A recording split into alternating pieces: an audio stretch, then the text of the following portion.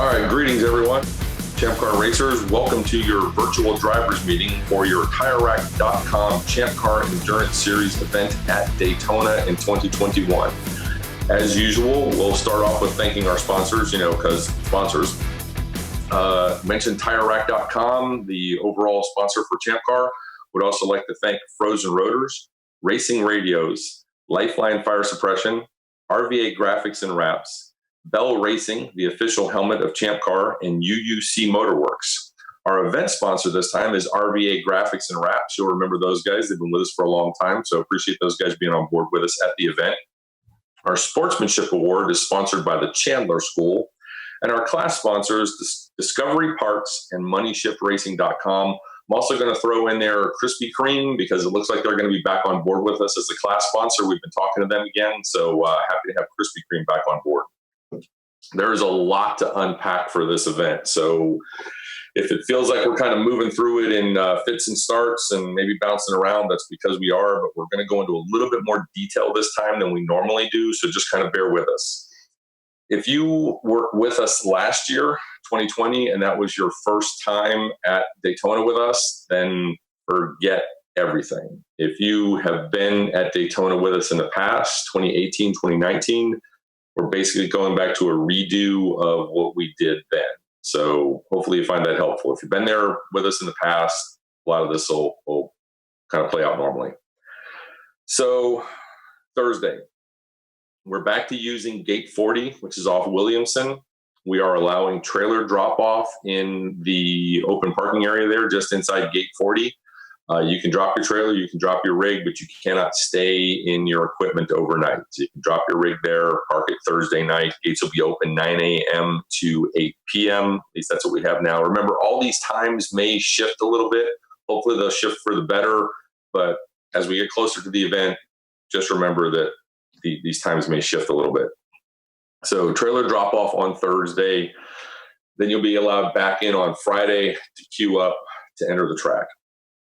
So let's take a minute to talk about COVID right now, get this out of the way. COVID is still a thing. Regulations are relaxing across the country. Regulations are relaxing in Florida. That's one of the reasons we're able to run this event, is things have eased up a little bit. What that puts us in is a situation where the mask policy can be a little nebulous. So the guidance we're under for Daytona is that masks are required anywhere that you cannot remain within your social group. That makes it a little nebulous. So if you're in your trailer, in your hauler with your own team of people, you don't need to wear a mask. But if you're someplace where you're going to be in close contact with other people, groups of people, especially those people who are not within your social group, please wear a mask. I know everybody's got a variety of opinions on masks, and please be respectful of your fellow racers, your fellow competitors, and remember that even though this mask policy is a little fuzzy, it is what we are required to operate under. It is what the track is required to operate under from the local officials. And this is what we need to do to be able to run the event. So please be kind. Please wear your mask. Unless you're in a totally isolated area with your own social people, please wear a mask. Be respectful of your fellow competitors. All right, moving on from there. Friday, this is where things begin to function. Gates will open at 11. Your Champ Car officials will already be inside. We should be set up and ready to go. Gates will open at 11, and you'll roll in. You will present your track waivers as you roll through the gate. The link to the track waivers will be in the email that Chelsea is going to set out. And that reminds me, just popped into my head here, since I'm looking at basically a black screen, but Paulie is recording this thing, I assume that either there or there is Chelsea, who will actually be your race director for the weekend. She will be on site. So Chelsea will send out an email shortly before the race with garage assignments, pit assignments, and links to the waivers, both for Daytona and for Champ Car. As you roll through the covered gate there, just inside of gate 40. Sorry. Okay. On the subs, it says 10 a.m. gates open. So on the subs I'm looking at, it says 11. So we needed to get Bill to fix our subs. Okay. Expect 11, and if we open sooner, like 10, so much the better. When you get in, as you roll through the gate, be prepared to hand over your Daytona waivers. They will give you your wristband for the weekend. That wristband is what you will wear to show that you have signed the waiver and you're allowed to be inside the event.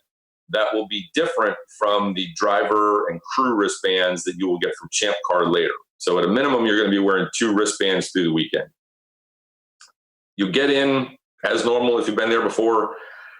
Blue garages to the left, yellow garages to the right. Again, Chelsea will send that information out. Tech and registration, I have it down here on my list as opening at 1, but most times we're able to open these things a little early. So if it opens at 1, great. If it opens earlier, so much the better. Good time to talk about tech. If you have not heard about it, have not seen already, we have rolled out the online tech form 2 weeks before the race, which is probably getting pretty close to now, yes? Or this weekend, maybe? Yeah. Yeah, okay. Well, the dates are just stacking up on us here. Mm-hmm. If not now, then soon, probably now.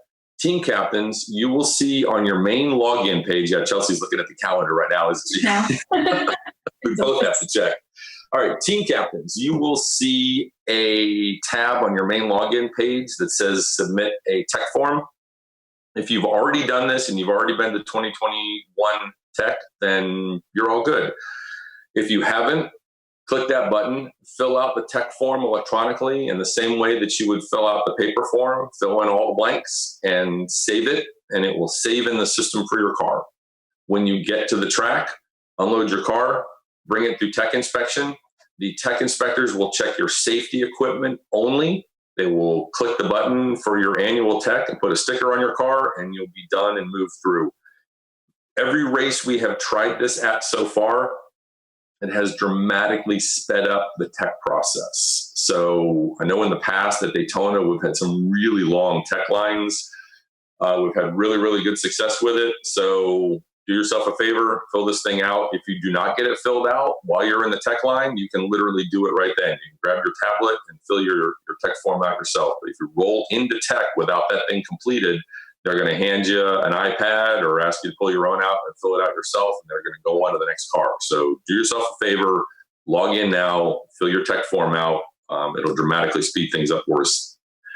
Those of you that have been to the track with us a long time ago may remember that we used to run 2 tech lines. We are not going to do that this year. It makes the staffing quicker to put all the tech people in one place. And then with the tech form online, we expect that to speed up too. So tech will take place in the blue garage in the tech shed area right between the 2 buildings. If you've been there before, you know exactly where it's at. If you haven't been, it's in the blue garages in the middle section there. It's pretty easy to find. Pit lane access will open up Friday. Do we have it down on here? Yeah, it has pit lane open at 11. So I know they're going to open pit lane essentially when they open everything up to let us in, they'll open pit lane. Pit lane will be available for setup until we close down tech and registration. We have 7 o'clock on here, but whenever we shut down for the day, that's when they'll close pit lane. Plenty of time for you guys to set up your equipment. A quick note about pit lane. Like I said a minute ago, Chelsea will send out the assignments. Pit lane is going to be crowded. We are at 123 cars, Chelsea, I think. Right around there. Yeah, maybe we'll added another one yesterday. Okay, so if you guys remember, NASCAR used to run a 43-car field, then they dropped it down to 40. Daytona restacked pit lane to have a fixed number of 40 pit stalls. That's all the pit stalls we have. So you are going to be 3 deep in your pit stalls. The way we're able to get a few extras is we have some cars, or some teams rather, that have 4 cars, and they are all going to be sharing the same pit stall. So if you're a multi-car team, then bring enough equipment to support your car, but you're going to be operating out of 1 pit stall. If you're 3 new friends that are there together, please be kind to each other, share that space. Remember, you need to have your own equipment and resources like cleanup equipment and whatnot, but share the tent space. If you get there first and set your tent up, you can't claim the entire box. You're going to have to share with each other, make room for each other. Remember to be kind about the masks and whatnot, but pit lane is going to be crowded. If you've been there before, you'll be familiar with it. This is your first time doing one of these races with us, stand by, because it is going to get really, really crowded. We'll talk about fueling rules and pit lane a little bit more as we go along, but that's enough of that. Camping. We get asked a lot about camping. We are not using the owner-driver lot. We have used that in the past. We are not using that this year. We are only using the camping area known as the Lake Lloyd lots. Bill. Bill always feels left out. He has to call me right in the middle of this. We are only using the Lake Lloyd camping area. It is on your right as you enter the track and you're heading over toward the garages, and it is called the Lake Lloyd camping area because it is lined up right along the edge of Lake Lloyd. We do not take reservations in advance for specific spots. We have never used more than about a third of the number of camping slots in there. Never even come close. There is a ton of camping area in there, plenty for everybody that wants it. It will be first come, first choice. As you enter the track and circle around, you will see the western gate will be open. There'll be a staff member there with a card reader. You can drop your camper off there, pay for your camping spot as you roll in, pick the spot you want, and set up for the weekend.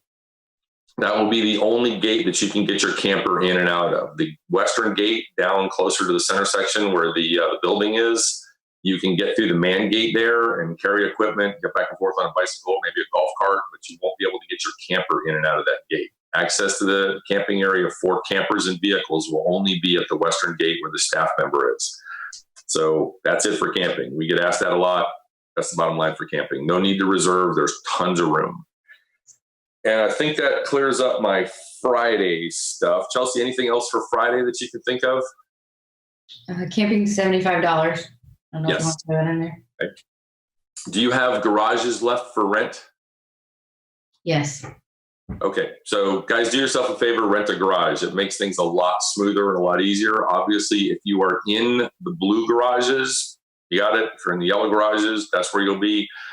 So paddock access and rigs. When you load into the garages, you will get your garage and you will get the parking slot associated with your numbered garage. You can put as much equipment in that slot as you can. Usually it's your trailer and your hauler, but they're pretty big spots and you can put a couple other vehicles in there, but you only get the lined slot where your garage is. If you do not have a garage rented, there is space in the yellow paddock all the way to the eastern end of the yellow paddock. There's some open air covered spaces down there, and there are slots associated with those numbered covered areas. It'll be in the diagrams and the supplemental stuff that Bill will post, but that's where you will paddock if you do not have a garage rented. So you don't have to rent one, but trust me, if you're going to Daytona, it makes your access and your equipment hauling a lot easier to just go ahead and rent a garage. So that's my 2 cents on that. Chelsea, anything else you can think of for garage areas? No, I think you covered it. Thanks. All right, so let's move on to Saturday. Pretty standard for roll-in day, for race day. You'll get into your garages, get into your paddock access area, start getting your stuff set up. Obviously, pit lane will already be set up because you'll have access to it on Friday. Make sure you have your car in your pit, backed into your pit. Again, there's going to be a couple of you in there. You're going to have to be just kind of tight, but back your car into your slot. You can double stack them, squeeze them in however you want, but have your car in your slot by 8:30. Pit lane's going to get really crowded after that, trying to get out and get into your spot. But please have your car in your space by 8:30. Start getting your drivers buckled in, be ready to go. Sometime around 11:45, race is over. Sometime around 8:45, Chelsea will roll cars. We have it down at 8:45, but they make a last-minute adjustment there, 1 minute or the other, and it's based on our ability to get 2 warm-up laps in so that we can go green on the dot at 9 o'clock. But basically, be buckled in and ready to go at 8:45. We will use our fancy patented random number generator to select a starting pit stall. Chelsea will announce that on the morning of the race, but believe me, our staff will already know. That lucky pit stall, let's say it's pit stall for a random non-specific guess, is 13. The cars in pit stall 13 will go first. We'll proceed down pit lane 14, 15, 16, 17, all the way to the end. And then we'll jump to 1 and go 1 to 12, and that's how we'll roll off pit lane. Again, that number will be announced Friday, Saturday, whenever Chelsea runs the numbers and gets the pit stall. But our staff will know what it is, and they'll be positioned out there, and they'll give you the word and let you know how to roll off. But that's how we'll roll off pit lane. We'll make one full lap. We'll check the transponders upstairs. Once we're sure they're all hitting, the second time around, the pace car will come in, and if the math is done right, we should be green on track at 9 o'clock. And when I say green on track at 9 o'clock, we're usually close to that, like within a couple of seconds. So you can expect that, yeah, there we go, exactly right. I think the record so far is like 8:59 and 59 seconds or something. So we get pretty good, pretty close on that. So that's how it's going to roll out. That's how it's going to start. You will run the entire rest of the day, all 14 hours. You'll never hear from us. There'll be no flags, no cautions, nothing going on. It'll be the boringest thing ever. Every 2 hours, you're going to come in, you're going to change drivers, fuel your car, send them back out. You won't hear from us again until 11 when we give you the checkered flag, right? That easy breezy, right? So let's assume it's that way, and we'll talk about your conduct on pit lane before we talk about if the whole world goes wrong.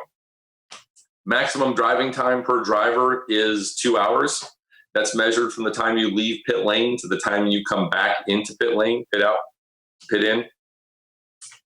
Everyone stops at pit in. We say this all the time, and people always get confused. We try to make it really clear by putting a giant red stop sign out there and people in orange vests waiting for you and telling you, you stop at pit in. If you're on the back of the tow truck, I might let you by without stopping. But outside of that, if you're driving under your own power, you stop at pit in. No exceptions, stop at pit in. The staff there will put a timer on your car. We'll start the timer, put the timer on your car, send you on your way. Pit lane speed, 20 miles an hour. We've standardized that for every race across Champ Car. Everywhere we go, pit lane speed is 20 miles an hour. Pit lane at Daytona is pretty big, pretty wide. It's also going to have 120 cars on it at any given time. So pit lane speed, 20 miles an hour. Proceed to your pit stall. Let's assume you're doing a normal pit stop. No drama, no issues. Proceed to your pit stall. Stop in your pit stall. Do not have any of your team personnel come over the wall and approach the car until the car comes to a stop. That's pretty standard for us, but remember at Daytona, it's going to be really crowded. Assumedly, everybody out there can do somewhere between an hour and 20 and 2 hours on fuel. So that's about 40 minutes. Even if we back it up to say between an hour 20 and an hour 50, that's a 30-minute window. In a 30-minute window, you're going to have 120 odd cars coming on and off pit lane, taking fuel, changing drivers, and going back out. The first couple pit stops, it's going to be busy. So please be careful. Do not have extra people over the wall. Do not jump out in front of the car until they get stopped. Get your car stopped in your box, then your people can go over the wall. Assumedly, you're going to fuel the car first. That's what most people do. So let's assume you're going to do that. When you're fueling the car, the fueling process starts when the gas cap comes off. Technically, our rules do say that when you put fueling equipment over the wall, that's when it starts, but most people do the gas cap first, and it's a really clear indication that, yes, you're doing a fuel stop. So let's assume it's the gas cap.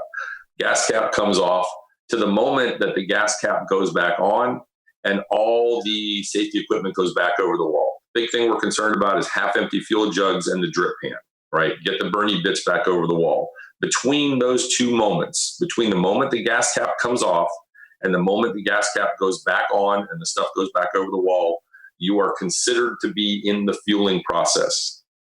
You're allowed 5 people over the wall max, and everybody over the wall must be in full safety gear. What do we mean by full safety gear? It means basically the same equipment that you wear when you're in the car.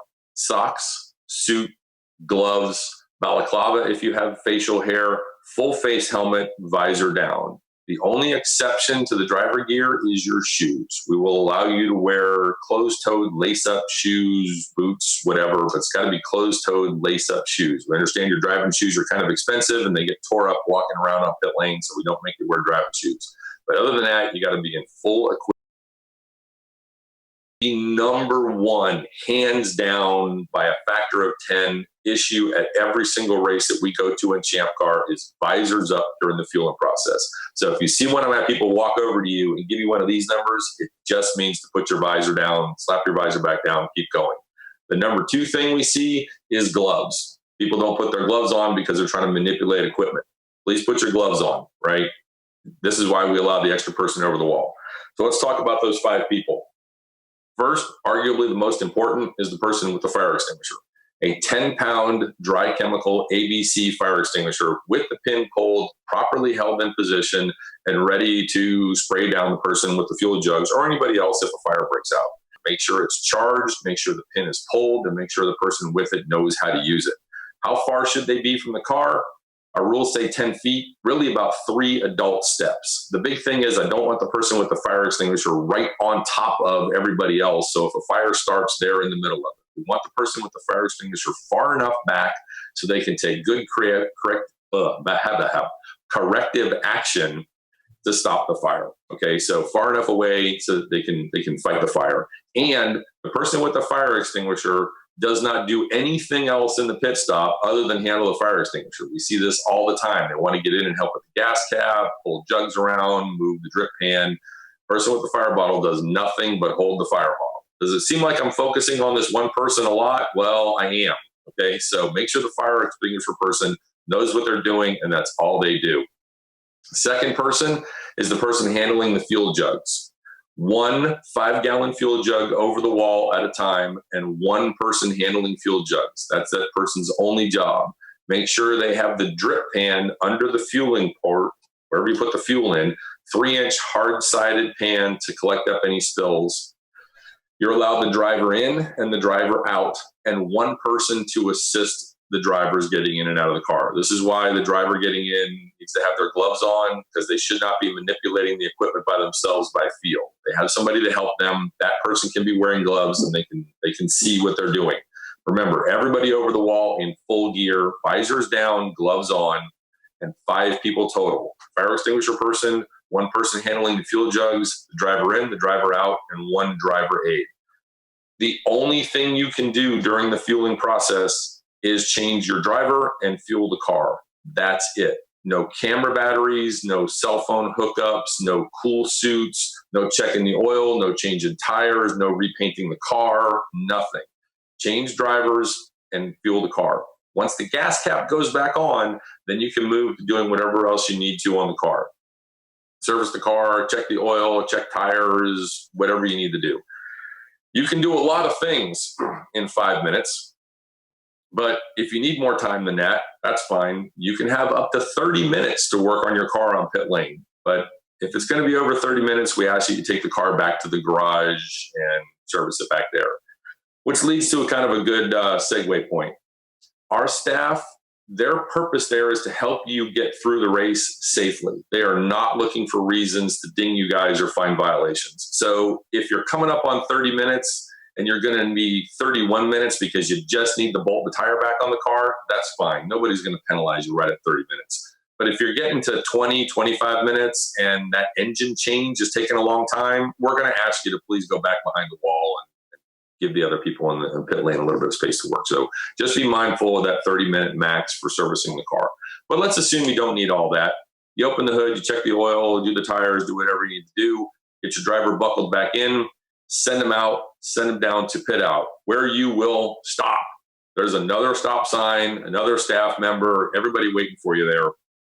Stop the car. You don't even get an exception for being on the rollback at pit out. You stop at pit out, everybody all the time, no exceptions. It doesn't matter if you came in for a full pit stop and driver change, or if you just came in from black flag, or if you just drove down pit lane because you wanted to wave to people. You stop at pit out, period. They are going to check your timer and check for your 5 minutes. They are also going to check for your driver wristband, which should be on your left hand. Yeah, there you go.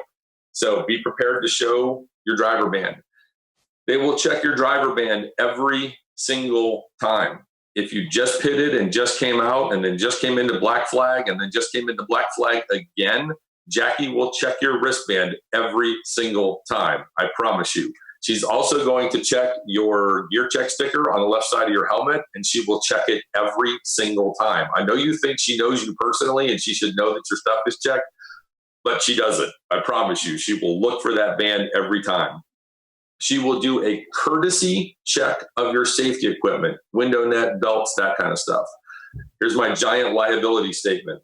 It is your responsibility, you, the driver, and you, the team, to buckle your driver into the car properly, not ours. We are doing a courtesy check to see if there's anything that is immediately visibly wrong, like the window net is down or one of your belts is not properly over your head and neck restraint. If it's something that they can fix quickly, they will. If it's not, or they don't feel comfortable fixing it, they're going to turn you around and send you back to your pit stall to get it done by your team. So what does that mean? It means take those extra couple of seconds during your pit stop to make sure your driver is buckled in properly, all the equipment is hooked up right, and the window net is up and fastened properly. A couple extra seconds there during your pit stop will make your exit back out onto the track a lot smoother. Okay, so enough said about that. Chelsea, anything else for pit stops you can think of? Try to use whenever you come into pit lane, don't go down 10 pit boxes. Use the drive lane all the way driver's right, transition lane, and then into your pit stall. There's going to be a lot of teams, like Dana said, so make sure that you don't just blow through 10 pit stalls before you get to yours. Yes, that's an excellent point. Stay as far away from the cars until you get to your pit box and then pull in. So good point. Thank you. All right, so enough said about that. Flags. Couple things about flags. There's the usual. Flags are displayed. Let's talk about the caution flags, right? We'll start with them first. Everybody's favorite. Standing yellow means something's happening up ahead. You need to be aware of it and start slowing down. We use what we call line of sight. It's the best way to describe it. Simply stated, if you can see the flag, that flag is for you and you are under the control of that flag. Standing yellow, 70% race speed, no passing. From the moment you see the flag, no passing. It is always the most difficult area to enforce and comply with. The corner workers, especially at a track like Daytona, are really good, and they can tell if you're working to get straightened out and get in line. When you see the standing yellow flag, check up, slow down to 70%, get in line, single file, and then start looking for the next piece of information, the next flag, the next station, the next car stop, whatever the situation is. The number one problem we have with passing under yellow is somebody gets confused, they weren't sure where they were at, and they try to give it back or take a position back. That just causes more headaches and more problems. And it doesn't matter to us whether you were pointed by or given a written permission slip to change your position.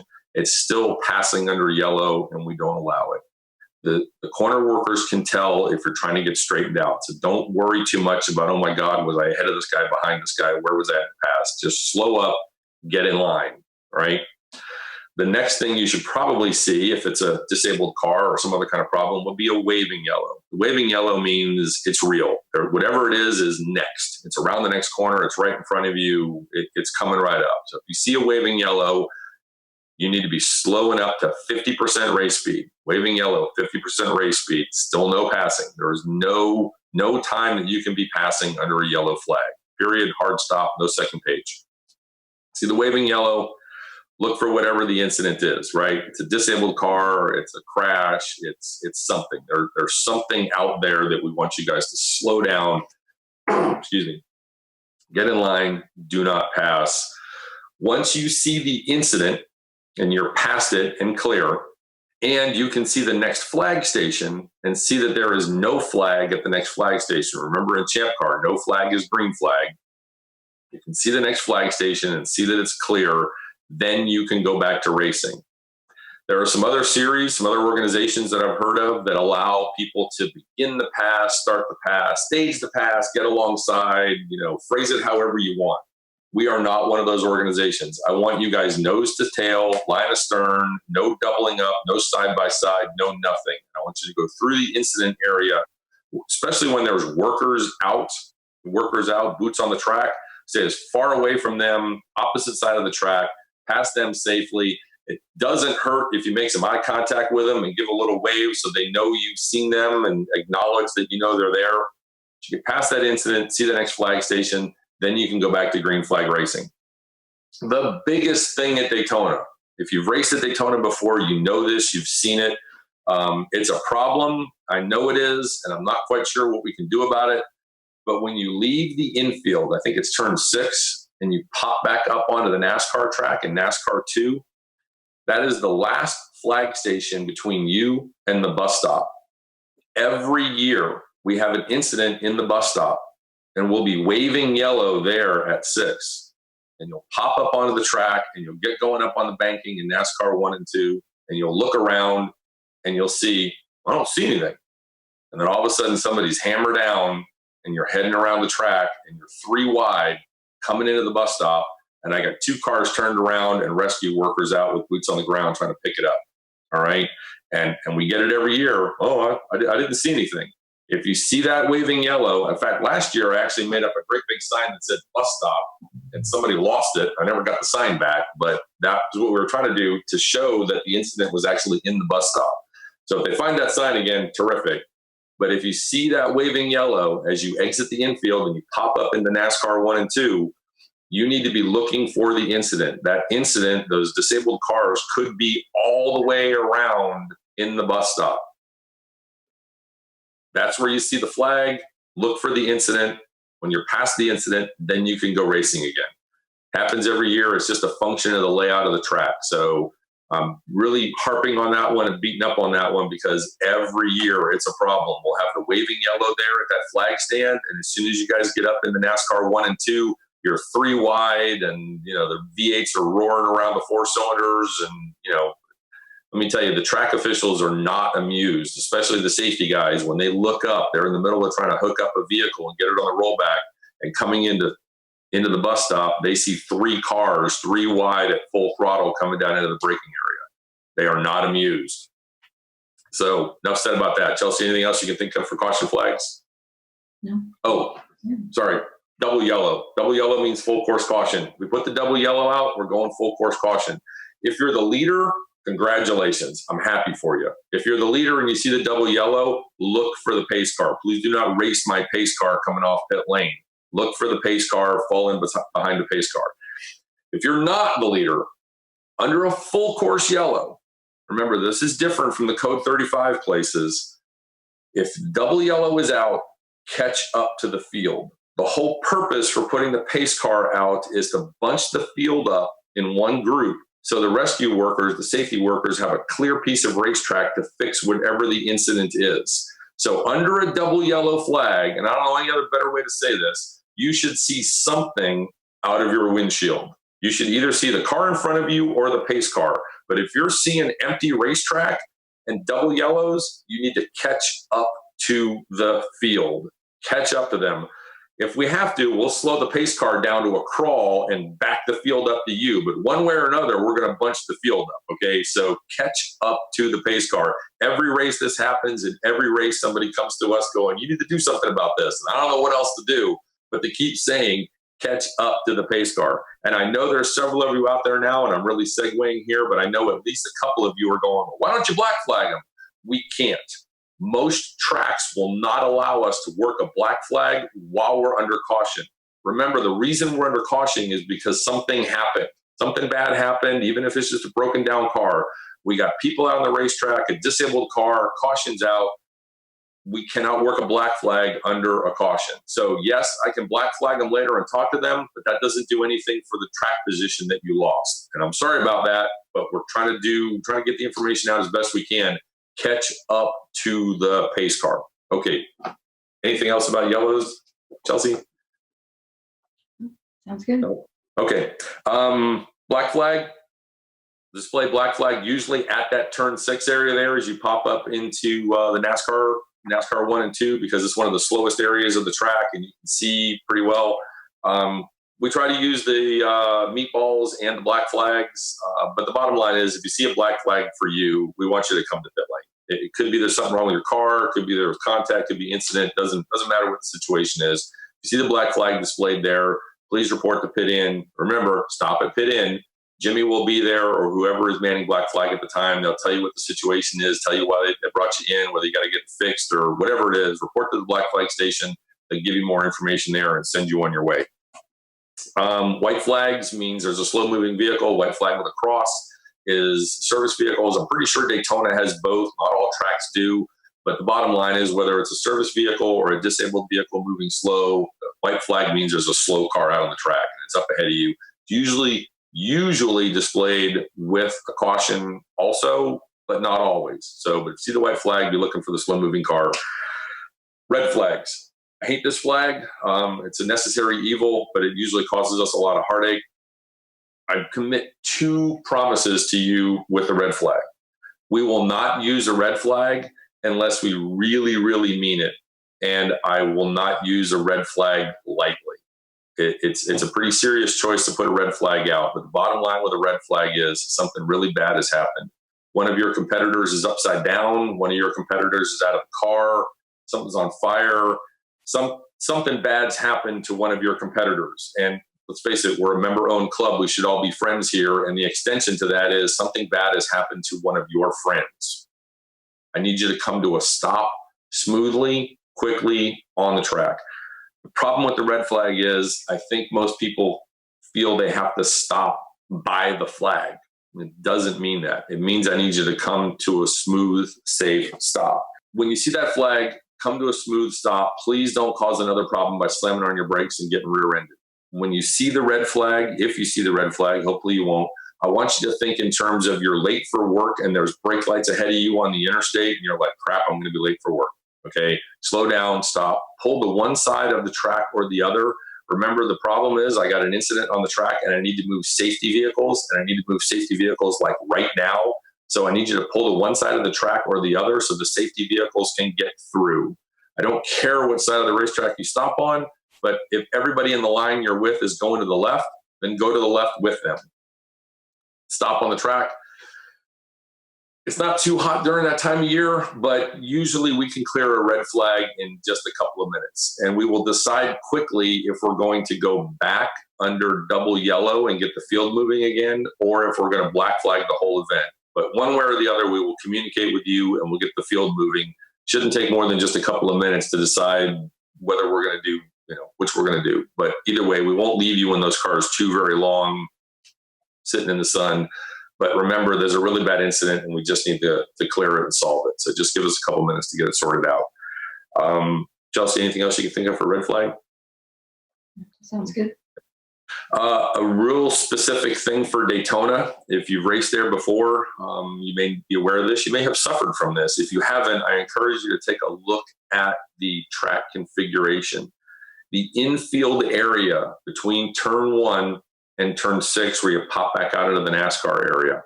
That infield area, it's kind of like an island in the middle. So if you are, let me back up. If you feel you're going to break down and you're having trouble with your car, pull into the pits, right? Get into the pits and get your team to fix it. If you stop on the track, it just becomes something we got to chase down. But it happens. It happens. People break down. If you break down in that infield area, pull to the left. Pull to the left. They will come get you. They will hook you up. They will pull you off the track at one of the exits there. If you pull to the right, they will not cross the racetrack with you on a pole behind them. They will come get you. If you pull to the right and you're in that little middle area, they will hook you up. They will drag you to a safe place, and then they will leave you there. They will leave you there until the next full course caution, when they can get out and hook people up and tow across the racetrack. And you will sit there. You will sit there long enough to start receiving mail, okay? It's painful to sit up in that tower and watch some driver sit in the car for, and I swear I'm not making this up, an hour until something happens when we got to go full course caution, and then and only then will they come get you. So if you break down, you feel the car losing power, and you need to pull off to the left, all right? And that kind of fits for everywhere else on the track. On the banking, you're only going to go down to the left anyway to the bottom. You're not going to pull to the right at the top. So at Daytona, if you break down and you have to slow down and stop the car, pull to the left. All right. Insider trading tip there, guys. Ask a couple of drivers who've been stuck in that little no man's land island in the middle of the track for an hour. It is not fun. I feel terrible for you, but it's a track specific thing, and that's just how it is. Anything else you can think of there, Chelsea? Just maintain that racing room out there. It's the overtaking car's responsibility to plan, execute a safe and clean pass. So if you step out of racing line and you decide you're going to go for a pass and it doesn't go well, you're at fault. Ron from Discovery Parts will be on site. Yeah, so if you need safety equipment, you need to buy stuff, he will be right there. I love having a vendor at the track because if you got holes in your gloves or you're missing your socks, I can send you right over to Ron and you can pick up whatever you need. He comes well stocked. He'll have SFI roll bar padding, nets, anything else you need. If you need something specific, you can contact Ron. Just look up discoveryparts.com, look for his contact information, and he will bring whatever you need with him to the track. Thanks for remembering that, Chelsea. I'd completely forgotten he was going to be there.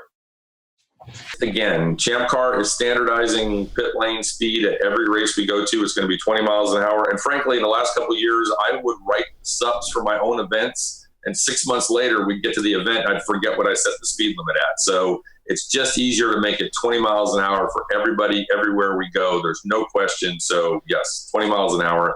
And this is probably a good time to say something else that I've forgotten, and that is just to frankly say thank you to you guys. There's a lot of opportunities for racing out there. We appreciate you guys choosing to race with us. We hope you have a good time. And most importantly, I hope you have a good enough time to come back and race with us again. So thank you very much. We appreciate it. Chelsea, I'm going to turn it over to you. Any last words? You get to close it out. It is your event after all, so over to you. Looking forward to it.